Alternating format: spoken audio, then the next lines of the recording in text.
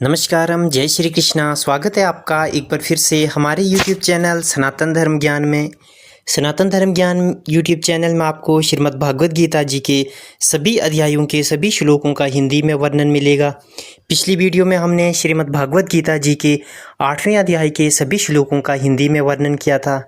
आज की इस वीडियो में हम श्रीमद् भागवत गीता जी के 9वें अध्याय के सभी श्लोकों का हिंदी में वर्णन करेंगे।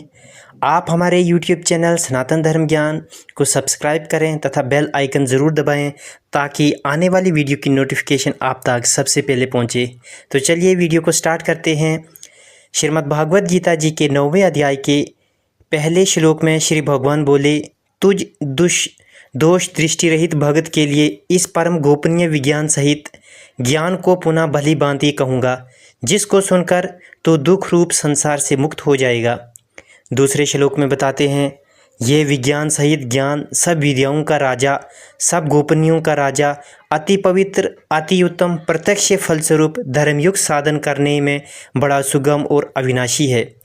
तीसरे श्लोक में बताते हैं, हे परम तप, इस उपयुक्त धर्म में श्रद्धा रहित पुरुष मुझको न प्राप्त होकर मृत्यु रूप संसार चक्र में भ्रमण करते रहते हैं। तीसरे श्लोक में बताते हैं, मुझ निरंकार परमात्मा से यह सब जगत जल से बर्फ के सदृश परिपूर्ण है और सब भूत मेरे अंतर्गत संकल्प के आधार स्थित हैं, किंतु वास्तव में मैं उनमें स्थित नहीं हूँ। पाँचवें श्लोक में बताते हैं, वह सब भूत मुझ में स्थित नहीं हैं, किंतु मेरी ईश्वरीय योग शक्ति को देख कि भूतों का धारण पोषण करने वाला और भूतों का उत्पन्न करने वाला भी मेरी आत्मा वास्तव में भूतों में स्थित नहीं है। छठे श्लोक में बताते हैं, जैसे आकाश में उत्पन्न सर्वत्र विचारने वाला महान वायु सदा आकाश में ही स्थित है, वैसे ही मेरे संकल्प द्वारा उत्पन्न होने से संपूर्ण भूत मुझ में स्थित हैं, ऐसा जान। सातवें श्लोक में बताते हैं, हे अर्जुन, कल्पों के अंत में सब भूत मेरी प्राकृतिक को प्राप्त होते हैं, अर्थात प्राकृतिक में लीन होते हैं, और कल्पों के आदि में उनको मैं फिर रचता हूँ। आठवें श्लोक में बताते हैं, अपनी प्रकृति को अंगीकार करके स्वभाव के बल से परतंत्र हुए इस संपूर्ण भूत समुदाय को बार बार उनके कर्मों के अनुसार रचता हूँ। नौवें श्लोक में बताते हैं, हे अर्जुन, उन कर्मों में आसक्ति रहित और उदासीन के सदृश स्थित मुझ परमात्मा को वे कर्म नहीं बांधते। 10वें श्लोक में बताते हैं, हे अर्जुन, मुझ अधिशिष्टता के सकाश से प्राकृतिक चराचर सहित सर्व जगत को रचती है और इस हेतु से ये संसार चक्र घूम रहा है। 11वें श्लोक में बताते हैं, हे परम भाव को मेरे परम भाव को न जानने वाले मूढ़ लोग मनुष्य का शरीर धारण करने वाले मुझ संपूर्ण भूतों के महान ईश्वर को तुच्छ समझते हैं, अर्थात अपनी योग माया से संसार के उद्धार के लिए मनुष्य रूप में विचरते हुए इस मुझ परमेश्वर को साधारण मनुष्य ही मानते हैं। 12वें श्लोक में बताते हैं, वे व्यर्थ आशा, व्यर्थ कर्म और व्यर्थ ज्ञान वाले विक्षिप्त अज्ञान जिन साक्षी असुरी और मोहिनी प्रकृति को ही धारण किए रहते हैं। 13वें श्लोक में बताते हैं, परंतु हे कुंती पुत्र, देवी प्रकृति के आश्रित महात्मा जन मुझको सब भूतों का सनातन कारण और नाश रहित अक्षर स्वरूप जानकर अन्य मन से युक्त होकर निरंतर भजते हैं।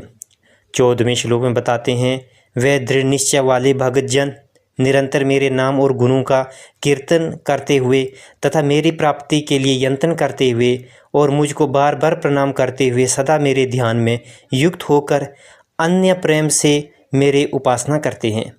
15वें श्लोक में बताते हैं, दूसरे ज्ञान योगी मुझ निर्गुण निरंकार ब्रह्मा का ज्ञान यज्ञ द्वारा अभिन्न भाव से पूजन करते हुए भी मेरी उपासना करते हैं, और दूसरे मनुष्य बहुत प्रकार से स्थित मुझ विराट स्वरूप परमेश्वर को पृथक भाव से उपासना करते हैं। 16वें श्लोक में बताते हैं, किंतु मैं हूँ, यज्ञ में हूँ, सवदा में हूँ, औषधि में हूँ, मंत्र में हूँ, घृत में हूँ, अग्नि में हूँ, हवन रूप क्रिया भी मैं ही हूँ। 17वें श्लोक में बताते हैं, इस संपूर्ण जगत का दाता अर्थात धारण करने वाला एवं कर्मों के फल को देने वाला पिता माता पितामह जानने योग्यता पवित्र ओमकार तथा ऋग्वेद सामवेद और यजुर्वेद भी मैं ही हूँ।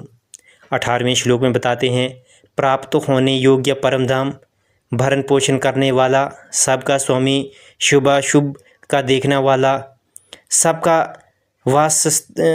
वासस्थान, शरण लेने योग्य, प्रत्युपकार न चाहकर हित करने वाला, सबकी उत्पत्ति प्रलय का हेतु, स्थिति का आधार, निदान और अविनाशी कारण भी मैं ही हूँ। 19वें श्लोक में बताते हैं, मैं ही सूर्य रूप से तपता हूँ, वर्षा का आकर्षण करता हूँ और उसे बरसता हूँ। हे अर्जुन, मैं ही अमृत और मृत्यु हूँ और सत असत भी मैं ही हूँ। 20वें श्लोक में बताते हैं, तीनों वेदों में विधान किए हुए सकाम कर्मों को करने वाले, सोम रस को पाने वाले, पाप रहित पुरुष मुझको यज्ञों के द्वारा पूज कर स्वर्ग को प्राप्त चाहते हैं। वे पुरुष अपने पुण्य के फलस्वरूप स्वर्ग लोक को प्राप्त होकर स्वर्ग का दिव्य देवताओं के भोगों को भोगते हैं। 21वें श्लोक में बताते हैं, वे उस विशाल स्वर्ग लोक को भोग कर पुण्य क्षीण होने पर मृत्यु लोक को प्राप्त होते हैं। इस प्रकार स्वर्ग के साधन रूप तीनों वेदों में कहे हुए सकाम कर्म का आश्रय लेने वाले और भोगों को की कामना वाले पुरुष बार बार अवागमन को प्राप्त होते हैं, अर्थात पुण्य के प्रभाव से स्वर्ग में जाते हैं और पुण्य क्षीण होने पर मृत्यु लोक में आते हैं। 22वें श्लोक में बताते हैं, जो अन्य प्रेमी भगत जन मुझ परमेश्वर को निरंतर चिंतन करते हुए निष्काम भाव से भजते हैं, उन नित्य निरंतर मेरा चिंतन करने वाले पुरुषों का योगक्षेम मैं स्वयं प्राप्त कर देता हूँ। 23वें श्लोक में बताते हैं, हे अर्जुन, यद्यपि श्रद्धा से युक्त जो सकाम भक्त दूसरे देवताओं को पूजते हैं वे भी मुझको ही पूजते हैं, किंतु उनका वह पूजन अविद्यापूर्वक अर्थात अज्ञानपूर्वक है। 24वें श्लोक में बताते हैं, क्योंकि संपूर्ण यज्ञों का भोक्ता और स्वामी भी मैं ही हूँ, परंतु वे मुझ परमेश्वर को तत्व से नहीं जानते, इसी से गिरते हुए अर्थात पुनर्जन्म को प्राप्त होते हैं। 25वें श्लोक में बताते हैं, देवताओं को पूजने वाले देवताओं को प्राप्त होते हैं, पितरों को पूजने वाले पितरों को प्राप्त होते हैं, भूतों को पूजने वाले भूतों को प्राप्त होते हैं और मेरा पूजन करने वाले भक्त मुझको ही प्राप्त होते हैं, इसलिए मेरे भक्तों का पुनर्जन्म नहीं होता। 26वें श्लोक में बताते हैं, जो कोई भक्त मेरे लिए प्रेम से पत्र पुष्प फल जल आदि अर्पण करता है, उस शुद्ध बुद्धि निष्काम प्रेमी भक्त का प्रेम पूर्वक अर्पण किया हुआ वे पत्र पुष्प आदि में सगुण रूप से होकर प्रकट होकर प्रीति सहित खाता हूँ।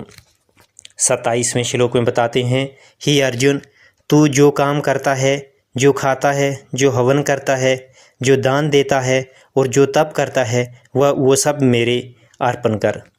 28वें श्लोक में बताते हैं, इस प्रकार जिसमें समस्त कर्म मुझ भगवान के अर्पण होते हैं, ऐसे संन्यास योग से युक्त चित्त वाला तू शुभाशुभ फलस्वरूप कर्म बंधन से मुक्त हो जाएगा और उनसे मुक्त होकर मुझको ही प्राप्त होगा।